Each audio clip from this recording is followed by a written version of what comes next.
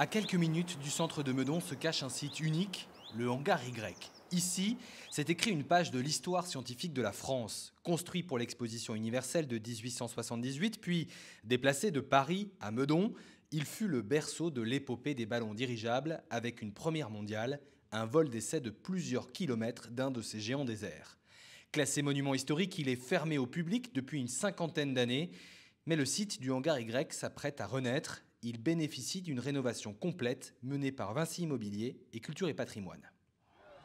Ce qui nous a passionnés, je dirais pas intéressés, c'est passionnés dans tout ça, c'était relever le défi de remettre en état, de remettre visible un monument historique. C'est à la fois un défi pour personnel, parce que j'adore les monuments historiques, mais c'est un défi pour l'entreprise. Un défi à la hauteur de la stratégie de Vinci Immobilier d'atteindre zéro artificialisation nette d'ici 2030. Cela passe par le recyclage de friches. Pour le hangar Y, il a fallu faire preuve de véritables prouesses techniques.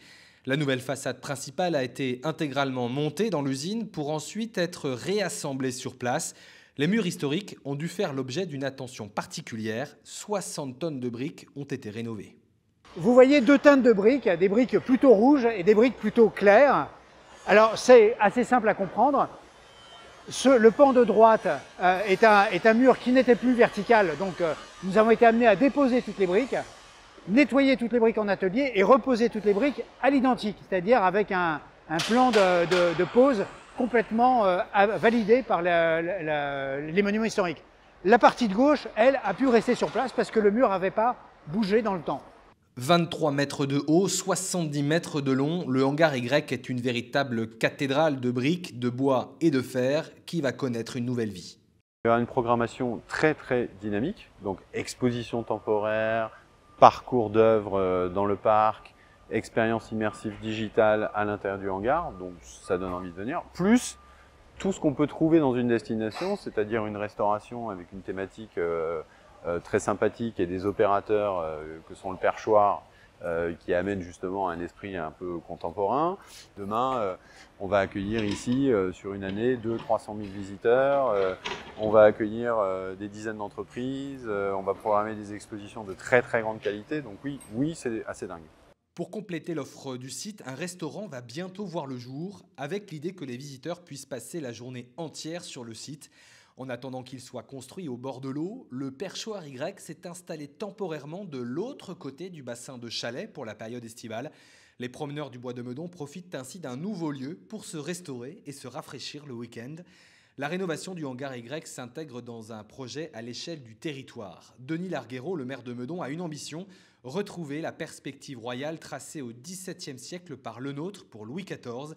Longue de 3 km, elle démarre du château de Meudon, traverse le bassin de Chalais pour se terminer dans la forêt.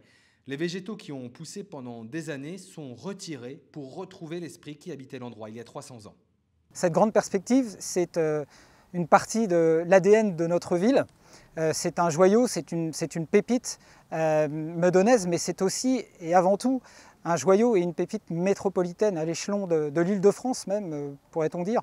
Et donc c'est évidemment un enjeu de territoire et d'attractivité très fort pour nous, de pouvoir redonner vie à cette perspective, de pouvoir redonner la possibilité au public d'investir ces lieux et d'y trouver des propositions à la fois culturelles, scientifiques, d'innovation exceptionnelles. De par sa dimension patrimoniale et son ambition culturelle, le hangar Y va devenir un immanquable du département des Hauts-de-Seine, aux côtés des sites remarquables comme la Cé musicale, la Cité de la céramique de Sèvres ou bien le musée Albert Kahn. Le site ouvre progressivement dès septembre avec une ouverture complète en 2023.